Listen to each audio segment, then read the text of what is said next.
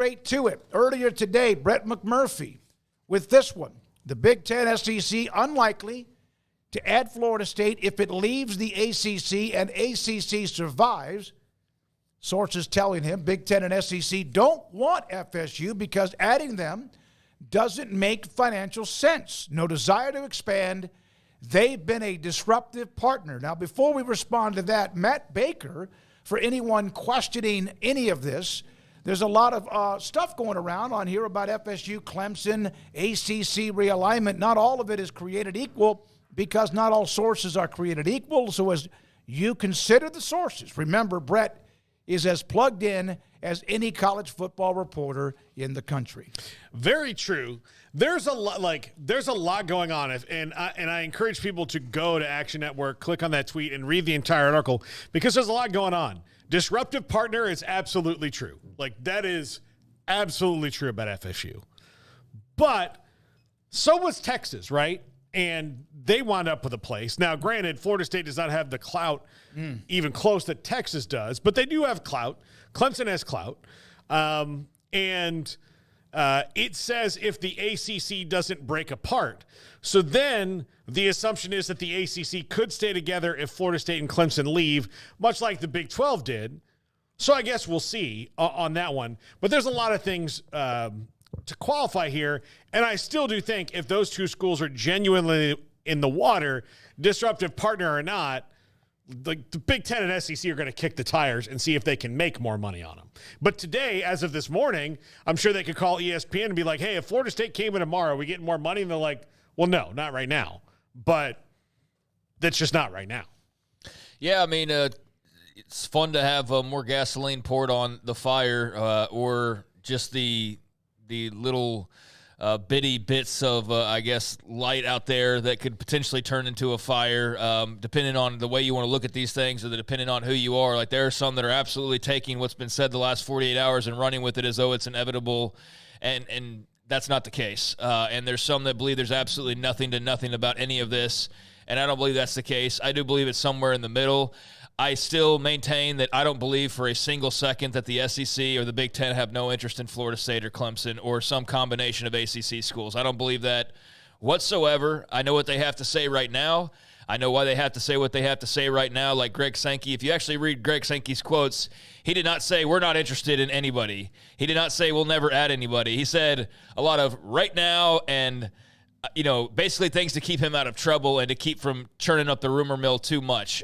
So there's some gamesmanship going on. There's some chessboard playing going on right now. I think there's a lot of different elements with a lot of different special interests that are throwing stuff out here over the last 48 hours. What I also do believe from the Big 12 standpoint is I absolutely do believe they feel like they have a chance to land those schools. But is that a 10% chance or a 100% chance? It doesn't matter if you just call it a chance because then people can take it however they want to. I do believe the Big 12 thinks there's a greater than zero.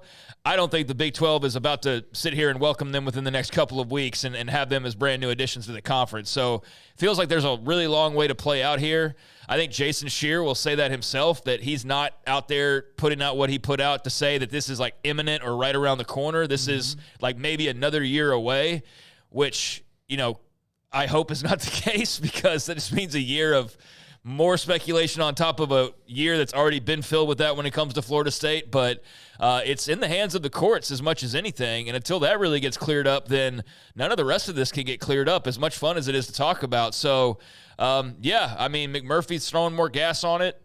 If anything, Brett Yormark, the disruptor, is keeping the waters churning and keeping people on their P's and Q's and wondering what's real and what's not and who to trust and who to not. And I think that's by design. And I think the Big 12, again, as I said yesterday, finds itself in a very interesting spot where they can kind of, create a little havoc and just see what falls their way. But I don't think anything is imminent, and I don't believe for a single second that the SEC and the Big 10 don't ultimately, maybe not today, what they have to say to Brett McMurphy, but ultimately we'll see what the tune really is when the time comes and they really can possibly make a move. And if you read the article, guys, there's a lot of stuff in there like that. You read the headline, it's one thing. You read the article, and there's a lot of, well, if something were to happen, that's a different story. So you got to keep that in mind as well once you read a bit deeper, that nobody's saying anything's off limits.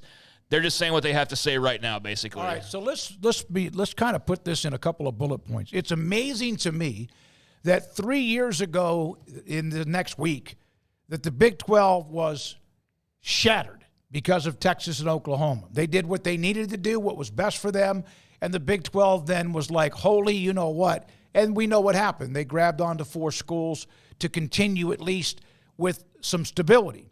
Then you have all of what happened last summer, and they had 4 more.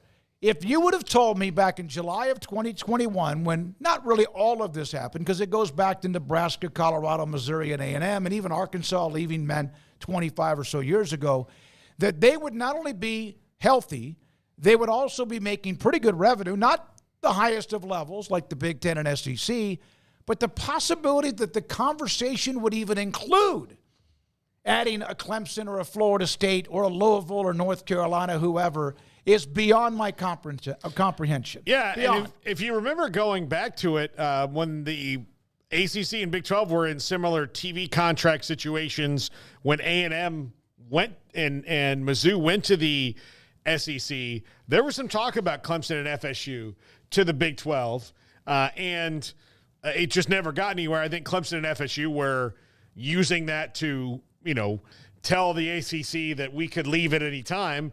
And then they turned around and signed a TV deal that said they couldn't leave at any time. So it really didn't make a lot of sense, their move then. And like going back to the disruptive partner thing, I mean, that is definitely what FSU is right now. That is definitely, absolutely, that is 100% undebatable in the entire, everything else you can say, well, that's true for now. That's true. One thing is for sure true. FSU has been a disruptive partner. Yeah, and unlike Texas knew who they were, and Florida State thinks they do. That's a great way to put it. Here's how Texas was disruptive in a way, but really more because they could be. Florida State has almost been like the annoying, mosquito on a summer barbecue. Here's the way I described it before. And they're bigger than a mosquito. Texas is they're both governors, right? But not all states are created equal. Texas is a smooth governor. They're both going to do shady stuff to you. But Texas is the one that does all the things that it wants and then makes you think that it was your idea and you're like, "Oh damn, that was smooth."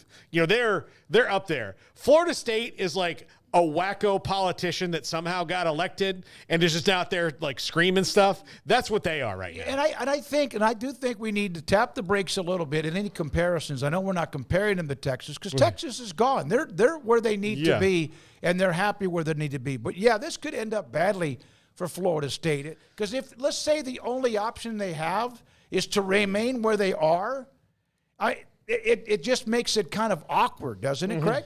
Well, it does make it awkward, but, I think that all depends on the details of what that would look like because there's 1,000 scenarios out there right now. There's one where they're in the SEC. There's one where they're in the Big Ten. There's one where they're in the ACC. There's one where they're in the Big 12. That's just for conference affiliation, period, much less what that looks like, how they got there, how long they plan on being there, all of those types of things. But, yeah, I think Texas is the one that'll wink at you while they stab you in the back. And kind of let it be known, but do it in such a smooth way and do it in their own way to where you're you expect that from them, and they do it in a way that smooth is the right word, and a bit more professional. Whereas with Florida State, it is like the kid crying and screaming and tossing a fit and wanting its way. And if I don't get my way, I'm going to continue whining and screaming, and that's kind of how they come across. So yeah, they're in a spot now where I know the last couple of days have been really hard to hear all of this stuff about the Big 12 because when all this started to begin with, that was not what the end goal was. The end goal was the SEC or the Big 10. I still believe that's the end goal. I still believe, in my opinion, that is not sourced or anything. I don't make up sources. I don't do anything. I'm just saying I don't believe the Big 10 and the SEC and what they're saying right now. I know what they're saying right now. I don't believe that a year from now, if all of a sudden things were to open up, TV partners would have agreed to it, that sort of a thing. And I would happily be wrong because you know what being wrong would mean? I mean, Florida State and Clemson in the freaking Big 12, which would be incredibly insane after, to your point, what happened a couple of years ago. And the fact that, like you said, we're even debating the merits of Florida State and they're debating, where they could end up in a couple years. I think there is a lot of just noise that's just kind of, you got to sort through what's noise and what's actually what. But there's undeniably a bit of momentum on the part of the Big 12 to continue to be the disruptor and kind of be that annoying gnat, that's not being the so-called traditional conference and kind of doing things that are their own way and doing things that might rub people the wrong way. But ultimately, if it gets them what they want, then they did what they needed to do. And that's what Brett Yormark was hired to do, is to make them as strong as possible. And certainly grabbing Florida State, grabbing Clemson makes you stronger than you ever could have imagined before. Let's read a couple of the chat room.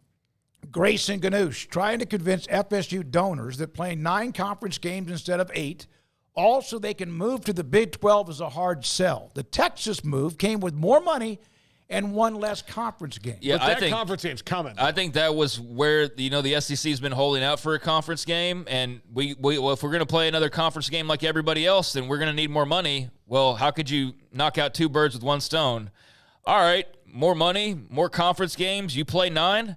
Throw Florida State and Clemson into the mix or some combination thereof, and there you. I think one would come with the other. Don't you agree with that? Oh, yeah. Like that, if you added Florida State or Clemson or North Carolina or whoever, watch that 9 conference games all of a sudden become a real deal. That's you mean what I in think. the SEC? Yes. Yeah. From JBaller54, the adding of FSU and Clemson adds value. There would be a new TV deal. Of course, that would have to be something they know in advance.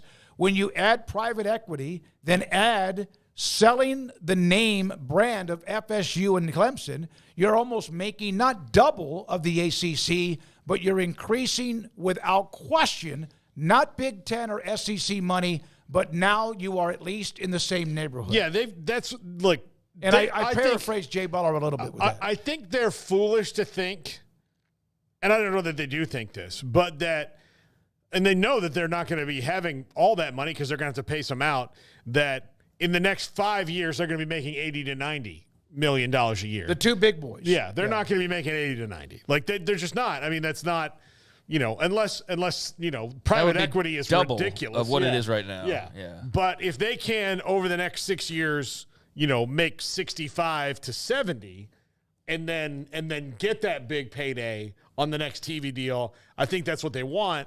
And the problem the ACC has, and this is not just Florida State and Clemson, this is those 7 schools last year that had this discussion, is that everyone else is going to get to renegotiate their TV deal twice before the ACC gets to do it once.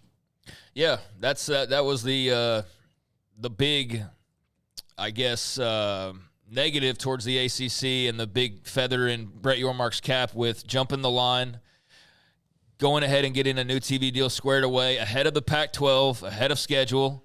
Otherwise, they'd be doing it right now, guys. Yeah. They'd be doing it right now. They jumped ahead a year early, cut the pack off at the knees, and basically cut them out of existence in so many ways by doing that. That was a calculated, cold, but incredibly smart business move. And also in doing so, yes, they've also got their contract coming back up before this next go-around. I think based on all of Brett Yormark's comments that they are really gearing up to make that next contract something a lot different than it is right now. And how can you do that other than adding teams of interest and increasing your brands in that way with top-level, brands like, for example, a Florida State or a Clemson. I'm still not high on the percentages here, but I definitely see the vision, and I see how if certain things fell a certain way, it could come into fruition. And I never thought I would even give it the time of day, but you can at least see like the little small chance of it happening. And who knows how much that increases over the next year or so, depending on how certain things fall. But, yeah, the Big 12's got their TV deal coming back up. And, the part of it, though, is like it's not like this is just without any questions. And, for example, it'd be like, so are you signing these teams to grant of rights to ensure that this TV deal is intact and that even if the other 2 were to come along, which I still believe they would come along before then, but, like, what kind of guarantees do you have, right? Like, yeah, your TV deal's coming up, but is Florida State and Clemson in this for the long haul? Like, do they help you get that TV deal and then they bolt 2 years later for the SEC? Like there's a lot of of the details, but that aren't answered and make this a lot foggier than it may be portrayed on Twitter today. But you can at least see the base plan and how, it needs to be massaged a little bit and it needs to be clarified in some places, but there is a semblance of a plan. And it's not entirely out of the question that it could work to some extent. So I think they're in a very good spot, especially with the way the TV deal was negotiated to have that opportunity to come up again. But it doesn't answer questions about like, how sturdy are the new members if you got them to begin with, and those types of things. A couple of other things to put in here. From Pluto 2363, the Big Ten won't take FSU. There's no AAU. Of course, there's a couple of schools. Nebraska had it, then they lost it. They're still a part of it, and they're entrenched in the Big Ten. The SEC doesn't need them. State redundancy. Well, they had A&M in Texas, but they brought in a dog with Texas. They have Florida, but they would bring in an alpha if Florida State. I don't see FSU or Clemson for the same exact reasons going Big Ten or SEC. Okay, they have Tennessee and Vandy. Those are in the same state. They have Alabama and Auburn. Those are in the same state. I mean, I understand. Two Mississippi schools. I understand that that's a talking point of like they don't need the new territory, but this isn't about territory. This isn't about the things that it was about the last time. This is about matchups. So you're willing to tell me that they would bypass on having Florida State, Florida as an SEC rival, just like Texas and Oklahoma has suddenly become, or even the offshoots of that, like your Oklahoma, Missouri style, who Florida State would match up with, much less Clemson, South Carolina. So I understand where people are coming from, and I've seen that countless times of, well, they've already got that territory, but they're within the footprint. They only further bolster that footprint, and they add more rivalries and more big-time matchups. So I don't necessarily agree with that, but, I understand where people believe that to be the case. Paul, I know that you're a Florida State guy, but let me finish to kind of buffer you. I know you're a Florida State guy and that it's easy to jump to their defense, but you're also very fair and you understand who they are. Why would you think that Florida would allow this to happen? A&M didn't have a choice. Would Florida have a choice? No, I mean, clearly the SEC works like that. I mean, look, it's going to be – Florida is an original. Yeah, but even still, and look, I'm not even going to talk about that. Like, okay, let's take Florida State out of this equation when it comes to adding Clemson and Florida State. So Florida is a brand that's in the SEC, that's in that state. That's they have the same amount of national titles, all those things. Okay, right? That's all there. So they're the same. But Clemson, to compare to South Carolina. So let's just talk about Clemson adding to the SEC. So if your argument is that, well, they already have South Carolina, well, they have a historically bad SEC school in South Carolina. Or you could add a historically really good to great school that's also in South Carolina and Clemson. So if you're the SEC and you're talking about like controlling that area of the Carolinas, wouldn't adding Clemson be additive? Well, if the Big Ten is truly not interested in either one of them, then why would the SEC be worried about it? Yeah, well, I think yeah. That's a different question. They wouldn't necessarily be worried about it. But if you told me, look, and here's the thing, if you put a gun to their head and said you can take Clemson or South Carolina, but you can't have both, Greg Sankey would be like, "I'm sorry, Gamecocks, you're out." No, I know that would seem to be the argument, and that's what probably. But that's comparative. That's the counter argument to there's already a team in that state. Well, it surely didn't help A&M, and so there we are. A lot of things going on now. All of this. There are still loopholes to jump through. There are still legal battles to either win or lose or draw.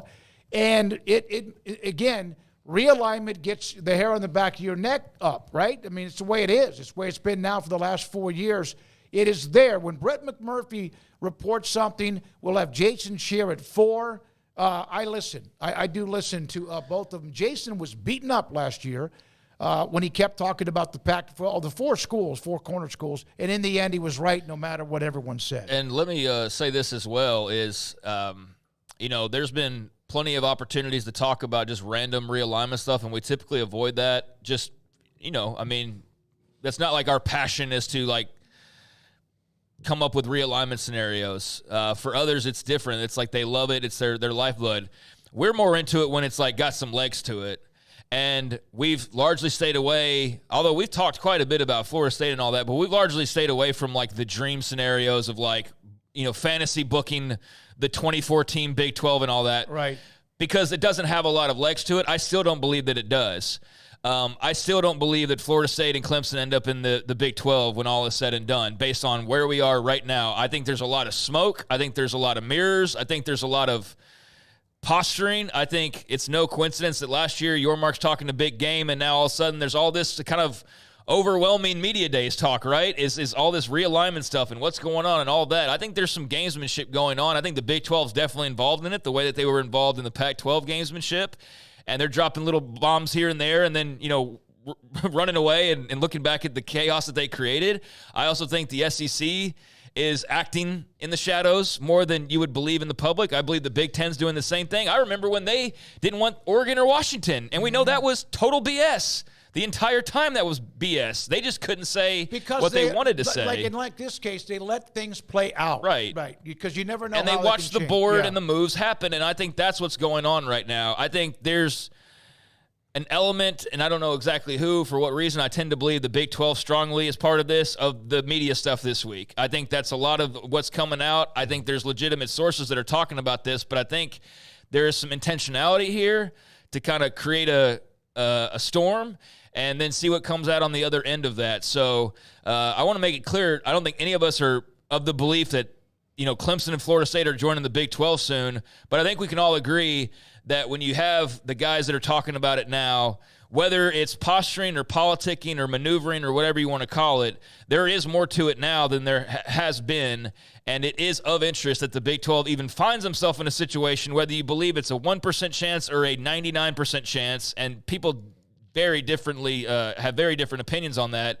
Regardless of, even if it's 1%, that's 1% more than you ever could have imagined. If you're a Florida State fan, a Clemson fan, a SEC fan, whoever, and that's the part that is, from a Big 12 perspective, just really cool, I guess you could say, and just very interesting as well. It's amazing because I thought this was going to die on the vine, and obviously it's not. Brett McMurphy, the day before that with Jason Scheer. Both of them will join us in the next 30 minutes. Here's one more note about Florida State. And there's no talk about anybody but those two, and we know that's not the reality either. No. Yeah. So here is Matt Hayes, covers college football. Big Ten source tells me about Florida State. I don't know who's advising them right now, but they're doing them a disservice. And now, is that True Weatherford, right? Is that a disservice? I mean, is that a negotiating ploy, or do you feel like Matt Hayes is onto something here? Look, I don't think that – I think that they let their emotions get the best of them in this, and there were obviously some major things that happened, and they said, well, we were going to do this anyway, regardless of this. I do think that the CFP snub threw gasoline on this fire. Broke their brains. Yeah, it broke. Yeah, exactly. And I think that they're mad about a lot of things. That when they've brought these issues up to Jim Phillips, like he's just like, well, what can you do? And that's upsetting. I think that again, but I think they got in their feelings. I'm still in my feelings about it. I'll never not be. And you know what? Deservedly so, man. They got absolutely screw jobbed last year. In an expanded playoff, there was no question they're in there. But I mean, that was just a bad storm, a bad perfect storm. Yeah, you're right, and I would still be pissed. Oh yeah, and I'm still pissed off. But that doesn't mean you have to. Yeah, you don't have to make business decisions. But don't gamble with your future because of that. In college football's history now, it used to be one game that usually decided it, or all the bowl games, see what happened. But there's a lot of teams that have been missed out on winning or being named the national champion and were undefeated. Penn State, a couple of different times in their career, among some others too. So it happens, even though that's a 4-team playoff, where before it could be a combination of results in the Orange, Rose, et cetera bowl. But I do think there is an element of the people that won out potentially are looking that way. They're like, let's let Florida State be the bad guy. Mm-hmm. And, I mean, look at the way Clemson's going about their business. You have to be reminded they're even going about any business, because otherwise they're not out there pounding their chest and saying, let us out or else. Whereas Florida State's taking like the very extreme stance of it's or else, like let us out or else, and it's like or else what? And I don't think they quite know that this yet. Is like a bad marriage. Yeah, and it's not going to get any better. No, Brett McMurphy.